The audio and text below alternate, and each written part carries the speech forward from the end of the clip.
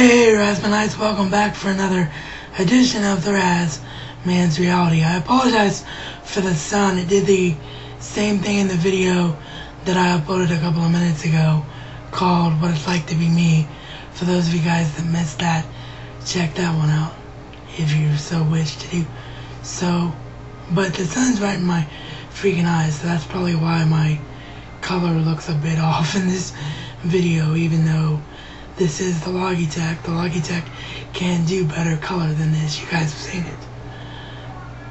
But yeah, as you can see by the title, I haven't forgotten that I'm a wrestling fan, or a sports fan, or a gaming fan. It's been so long since I've been able to talk about any of this stuff because I've had so much film and entertainment stuff that I want to talk about.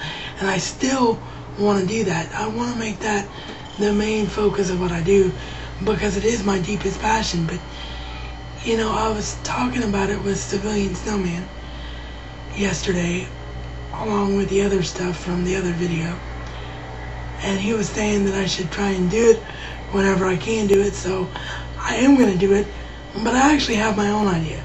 You know, I have so much fun doing the 5 Awesome Studs and the Cigarette Burns group channels that I thought, why not see if there's any interest from the wrestling community, the gaming community, and the sports community here on YouTube.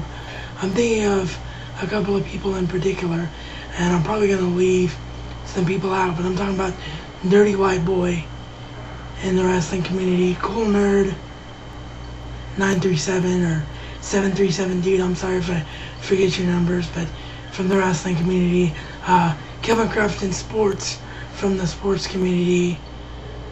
There's a whole bunch of other people, Mercury, the guy who is a big 360 fanboy, I forget his name, but you know, there's so many people out there like that. I thought, why not start a group channel for one, if not all three of these subjects, so that we all help each other out, and we don't necessarily have to take away from our own channels when we want to do outlets on stuff like this. Although some of you, like Dirty White Boy, for example, that's all you do, is do the sports and wrestling talk on your own channel, so it wouldn't be for you more than a way to promote what you're already doing. But if any of you guys and girls out there are interested in those group channels, wrestling group channel, sports group channel, gaming group channel, let me know through the comments or through PMs or video responses on this video, however you want to do it. Get up with me on Twitter, MSN, Skype, however you want to do it. Let me know, and we'll see if we can come up with names and get the ball rolling on one or all three of these channels. But Night of Champions, you know, for a pay-per-view that wasn't on a major month and really kind of was a hit or miss card. It was a good card on paper, but I call it a hit or miss card because if guys didn't perform, it would have absolutely sucked and blown. Actually turned out to be a pretty good pay-per-view. I give it a 7 out of 10.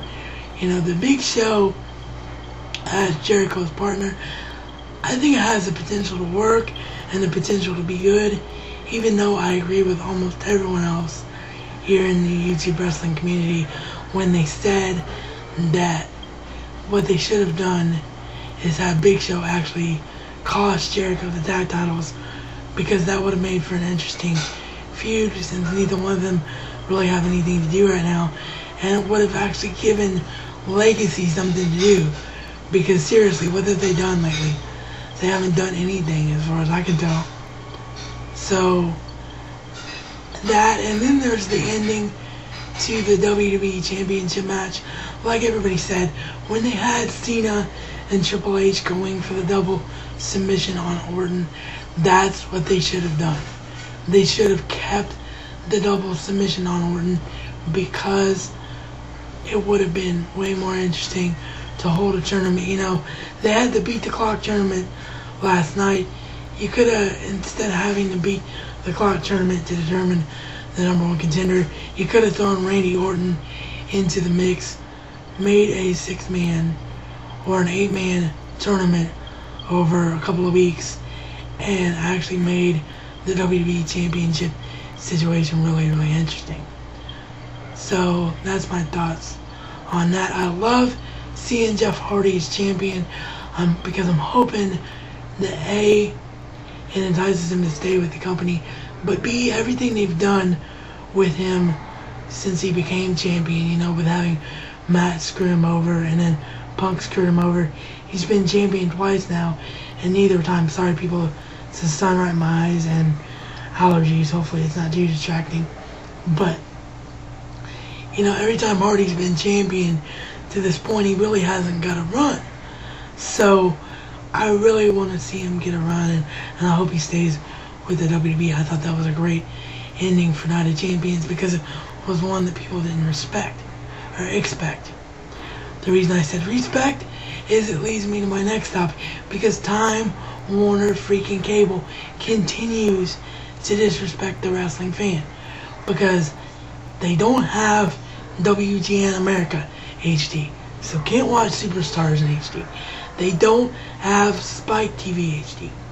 Not even in time for the 200th episode, unless something changes between now and Thursday, which is 2 days from now.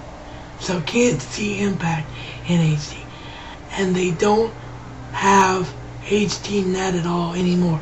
They freaking pulled Ring of Honor and the ability to watch Ring of Honor completely from the Time Warner lineup because they claim that the channel didn't get high enough ratings to warrant it being kept.